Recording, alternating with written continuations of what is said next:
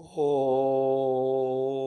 भवानी शङ्करौ वन्दे श्रद्धाविश्वासरूपिणौ याभ्यां विना न पश्यन्ति सिद्धः स्थमीश्वरम्।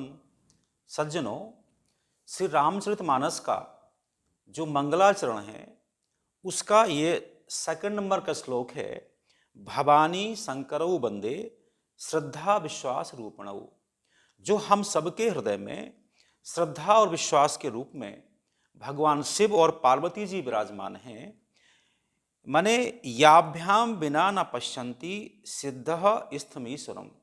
इनकी कृपा के बिना जो हमारे अंदर भगवान विराजमान हैं हम उसको भी नहीं देख पाते।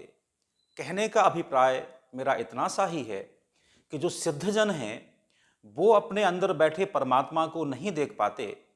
फिर जो बिहार के शिक्षा मंत्री हैं श्री चंद्रशेखर सिंह जी, मैं निश्चित रूप से मानता हूं कि जिन दो चौपाइयों को लेकर उन्होंने बड़ा बखेड़ा खड़ा किया है, ऐसा नहीं है कि उन्हें उसका अर्थ मालूम है। निश्चित रूप से वह भ्रमित हैं, वह समझ ही नहीं पाए कि इसका अर्थ वस्तुतः क्या है। मैं यहाँ यह बात दोहराना चाहता हूँ कि रामचरितमानस एक इतिहास ग्रंथ है और इतिहास ग्रंथ में विभिन्न प्रकार के पात्र हैं। तो जब तक हम किसी संवाद का संदर्भ और प्रसंग नहीं जानते तब तक हम उसका सही सही अर्थ निकाल ही नहीं सकते। विगत दिनों मैंने अनेक टीवी डिबेट्स देखी हैं। उसमें लोगों ने पक्ष में भी तर्क रखे और विपक्ष में भी तर्क रखे। मुझे ये बड़ी भारी शिकायत है कि जिन्होंने पक्ष में भी तर्क रखे उनके तर्कों से भी मैं असंतुष्ट हूँ। उसका मूल कारण यह है कि आजकल कोई हमारे ग्रंथों का दैनंदिन पाठ तो करता ही नहीं है, और जो पाठ करते भी हैं वह केवल श्रद्धा भाव से करते हैं कि हम रामचरितमानस का पाठ कर लेंगे तो हमें कोई पुण्य की प्राप्ति हो जाएगी। रामचरितमानस को काश हम विवेक पूर्वक पढ़ें, यह देखें कि वह किस संदर्भ और प्रसंग में कौन सी बात कही गई है, तो कहीं कोई प्रकार का भ्रम उत्पन्न हो ही नहीं सकता। जो भी ऐसी चौपाइयाँ हैं जिनको लेकर लोगों के मन में विवाद है, शिकायत है, काश वे सज्जन 10 चौपाइयाँ उसके पहले की और 10 बाद की पढ़ लें तो उनकी शंका का समाधान स्वतः हो जाए। हमारी एक और जो बड़ी भारी विडंबना है कि मैंने सारी टीवी डिबेट्स में देखा कि ऐसा एक भी व्यक्ति उसमें नहीं आया जो रामचरितमानस का अधिकृत वक्ता है, जिनका इस देश में बड़ा भारी नाम है। मैंने पिछले रविवार को भी ये प्रार्थना की थी, जो हमारे सनातन धर्म के अत्यंत अग्रणीय संत हैं, श्रेष्ठ संत हैं, काश जितनी भी विवादित चौपाइयाँ हैं उनका वे एक बार मंच पर बैठकर उसका अर्थ बता दें तो शायद यह हमेशा के लिए इस प्रकार के विवादों का पटाक्षेप हो जाए, किंतु ऐसा हो नहीं पा रहा है। अगली बात यह है कि जो दुष्ट हैं, जो मूढ़ हैं, वह विनम्रता की बात समझते ही नहीं हैं। रामचरितमानस में ही एक चौपाई आती है, सठ सन विनय कुटिल सन प्रीति सहज कृपन सन सुंदर नीति।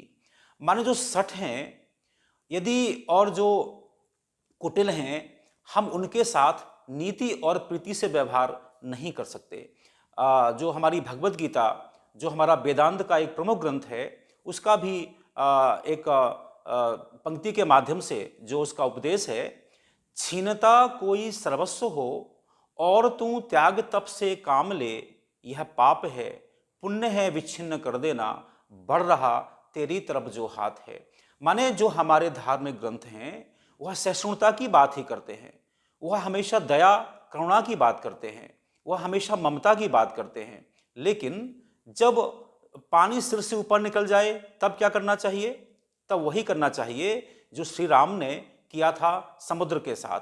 विनय न मानत जलधि जड़, गए 3 दिन बीत, बोले राम सकोप तब, भय बिन होए न प्रीत। जो लोग निम्न सोच के लोग हैं वह बिना भय के कभी भी द्रवित होते ही नहीं हैं, किंतु हम हिंदू ऐसे हैं जो एक के बाद एक बड़े बड़े प्रहार सहते हुए जाते हैं और पता नहीं हमारा स्वाभिमान कभी जागता ही नहीं है। इसी का परिणाम है कि हम दिनों दिन मिटते हुए चले जा रहे हैं। मैं आज बड़ी विनम्रता पूर्वक कुछ चौपाइयों का यहाँ पर संदर्भ और प्रसंग के सहित उनका एक अर्थ बताने जा रहा हूँ। मैं निश्चित रूप से इस बात को मानता हूँ कि रामचरितमानस का मैं कोई अधिकृत वक्ता नहीं हूँ, मुझे इसका कोई बहुत बड़ा ज्ञान है ऐसा मैं दावा नहीं करता, किंतु मैं एक बात बहुत ही आत्मविश्वास के साथ कहता हूँ कि जो कुछ भी मैं आज इस बात को लेकर बोलने वाला हूँ वह संदर्भ और प्रसंग के सहित कहने वाला हूँ। इसीलिए मुझे पूरा विश्वास है कि जो मैं बोलने वाला हूँ वही रामचरितमानस का सही अर्थ है, क्योंकि जहाँ पर लोग एक ही चौपाई के 10-10 अर्थ निकालते हैं वह भी रामचरितमानस के साथ बहुत बड़ा दगा करते हैं, धोखा करते हैं, अन्याय करते हैं। क्योंकि यदि हमें संदर्भ और प्रसंग का ज्ञान हो तो रामचरितमानस की प्रत्येक चौपाई का एक ही अर्थ हो सकता है, दो अर्थ हो ही नहीं सकते। एक रामचरितमानस में बहुत ही विवादित चौपाई है जिसको लेकर के लोग बार बार रामचरितमानस और गोस्वामी तुलसीदास जी पर बार बार उन पर कुछ क्वेश्चन मार्क लगाते हैं। वह चौपाई है, ढोल गमार शूद्र पशु नारी सकल ताड़ना के अधिकारी। इसका प्रायः लोग सीधा सीधा अर्थ निकाल लेते हैं। ढोल सभी जानते हैं, गमार ये भी सभी जानते हैं, शूद्र सभी जानते हैं, पशु सभी जानते हैं और नारी स्त्री। माने सीधा सीधा अर्थ है कि यह सभी के सभी लोग सकल ताड़ना के अधिकारी है, यह सब दंड के भागी हैं। अब यहाँ पर यदि हम इस चौपाई का जो संदर्भ और प्रसंग है उसको नहीं जानते हैं तो हम इसका अर्थ ऐसा ही निकालेंगे, उसका दूसरा अर्थ कोई निकाल ही नहीं सकते। इसका संदर्भ प्रसंग यह है कि जब भगवान श्री राम समुद्र के सामने 3 दिन तक एक प्रकार का निवेदन कर रहे थे कि वह उन्हें मार्ग दे दे और समुद्र उनको मार्ग देने को तैयार नहीं था, तब श्री राम आक्रोश में आते हैं और वो कहते हैं, विनय न मानत जलधि जड़ गए 3 दिन बीत बोले राम सकोप तब भय बिन होय न प्रीत। माने श्री रामचंद्र जी जब कुपित हो जाते हैं, क्रोधित हो जाते हैं, तब उसके बाद जो समुद्र है वह प्रकट होता है और उनके सामने हाथ जोड़ करके खड़ा होता है। तो समुद्र यह बात कहता है, ढोल गवार शूद्र पशु नारी सकल ताड़ना के अधिकारी। अब एक सामान्य सी बात है जो मैं आप सबसे पूछना चाहता हूं कि कोई व्यक्ति कुपित होकर के हमारे सामने आए तो हम क्या उसको और कुपित करेंगे या कृपा की अपेक्षा करेंगे? तो निश्चित रूप से यह मानिए, जो भगवान श्री राम बहुत ज़्यादा कुपित थे, उनकी कृपा पाने के लिए समुद्र ने यह चौपाई का प्रयोग किया था। यदि वह इस चौपाई का अर्थ सीधा सीधा निकालता कि यह सब ताड़ना के अधिकारी हैं, तो फिर इसका अभिप्राय तो यह था कि भगवान श्री राम को उसे दंडित करना चाहिए था, जबकि समुद्र दंड से बचना चाहता था। यह हम सभी जानते हैं कि कोई भी समझदार व्यक्ति आग को बुझाने के लिए उसमें घी नहीं डालता, हमेशा पानी डालता है। इसीलिए यहाँ पर कोप का जो विलोम है क्या, कृपा है। माने समुद्र श्री रामचंद्र जी की कृपा पाना चाहता है। तो यहाँ पर जो ताड़न शब्द का अर्थ है वह कृपा से लिया जाए, केयर से लिया जाए। इसका ही प्राय क्या हुआ, जो ढोल है और जो गंवार है, जो शूद्र है, पशु है और नारी है, इन सभी को कृपा की आवश्यकता होती है, केयर की आवश्यकता होती है। यह बिना देखभाल के, बिना ठीक से केयर किए इन सबको क्षति हो सकती है। तो जो समुद्र ने इस चौपाई का अर्थ केवल और केवल इसी संदर्भ में प्रयोग किया है कि यह सभी लोग कृपा के अधिकारी हैं, इसलिए भगवान आप मुझ पर भी कृपा कीजिए। तो जो समुद्र श्री रामचंद्र जी की कृपा पाना चाहता है वह निश्चित रूप से ऐसी बात वहाँ कह ही नहीं सकता जिसका अर्थ इसका विपरीत निकलता हो। तो मैं प्रार्थना करता हूँ, यहाँ जो ताड़न शब्द है उसका जो भावार्थ है वो कृपा से है, केयर से है। ये जो सभी लोग हैं, ढोल की यदि आप केयर नहीं करेंगे तो वह टूट फूट जाएगा।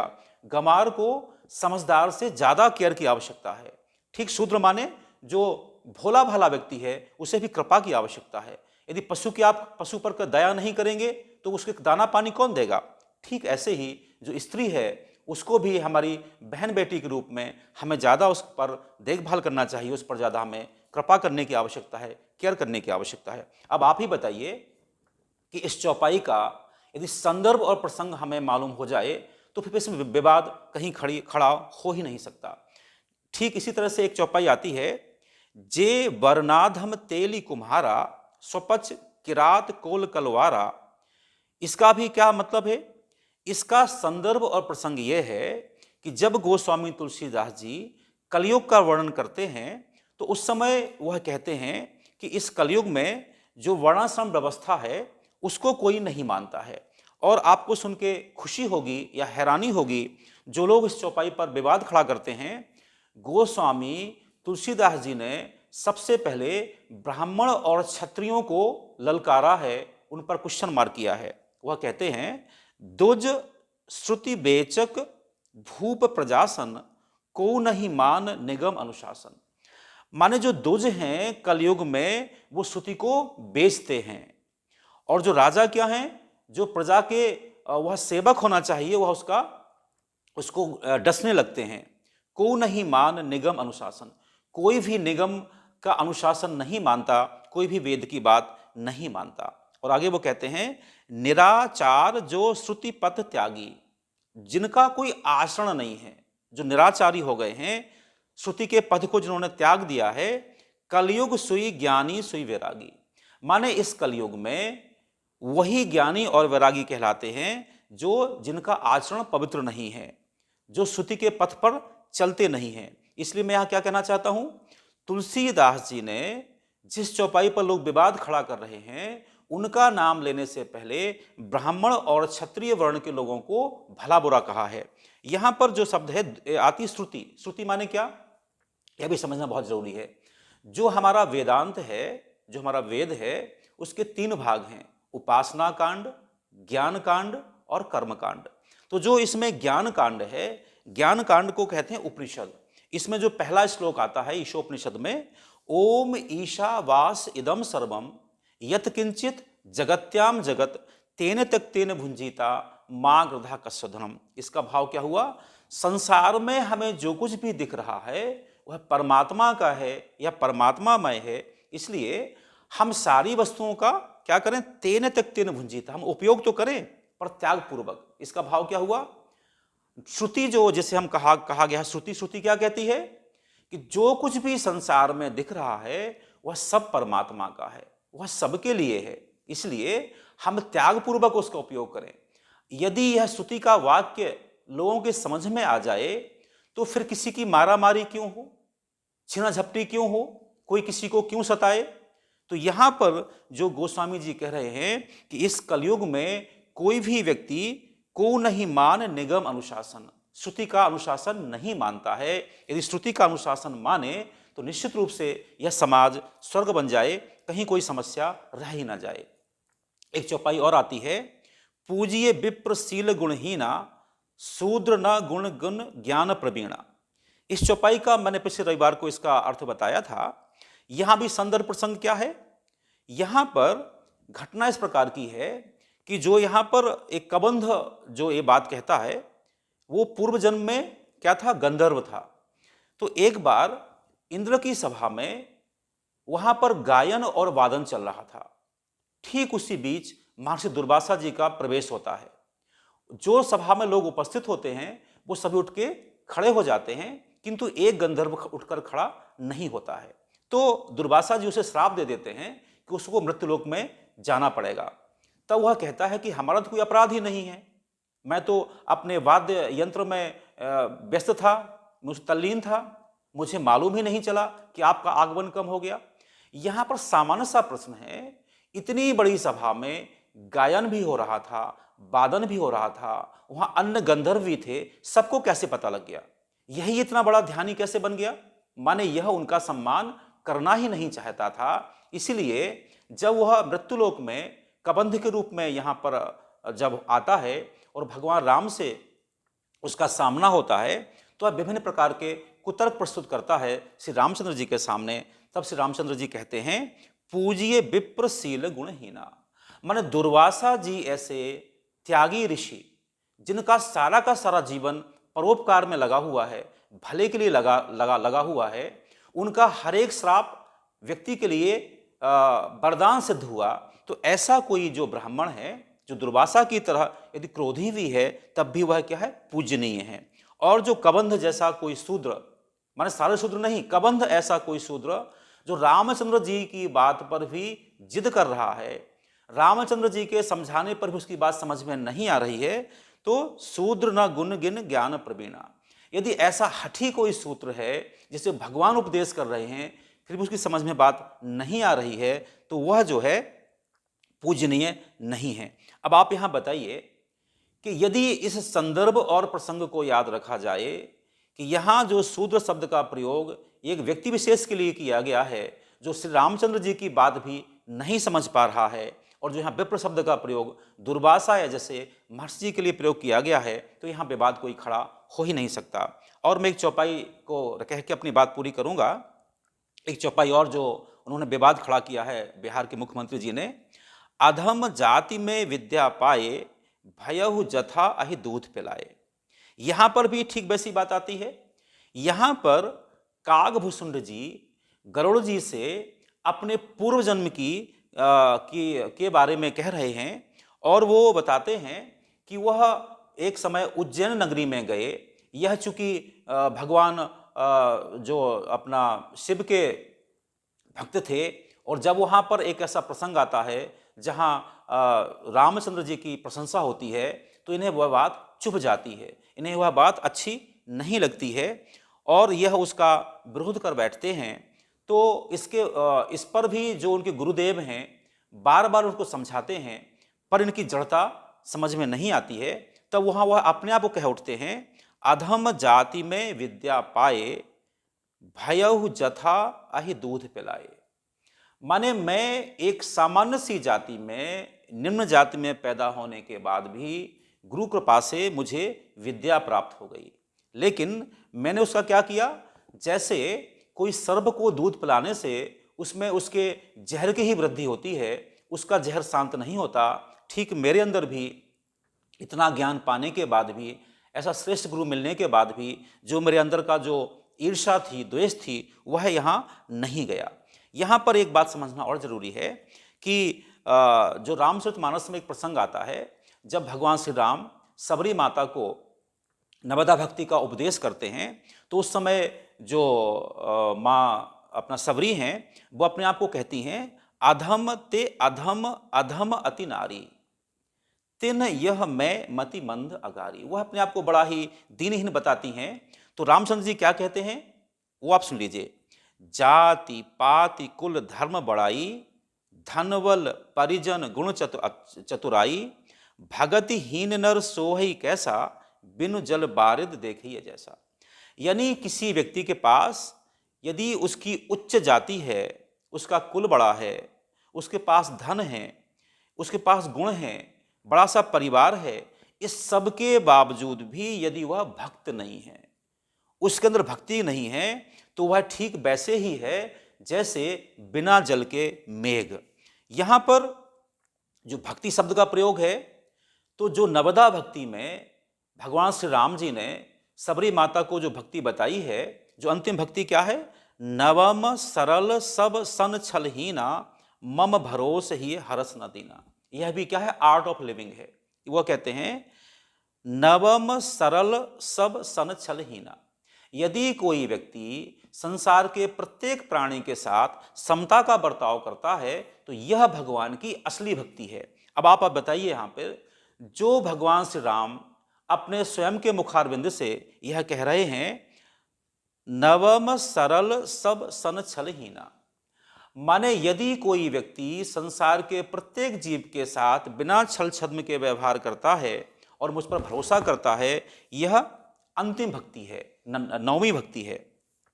अब यदि इस प्रकार का कोई अर्थ करेगा तो रामचरितमानस स्तुत्य ग्रंथ है, उस पर लोगों को श्रद्धा बढ़ जाएगी।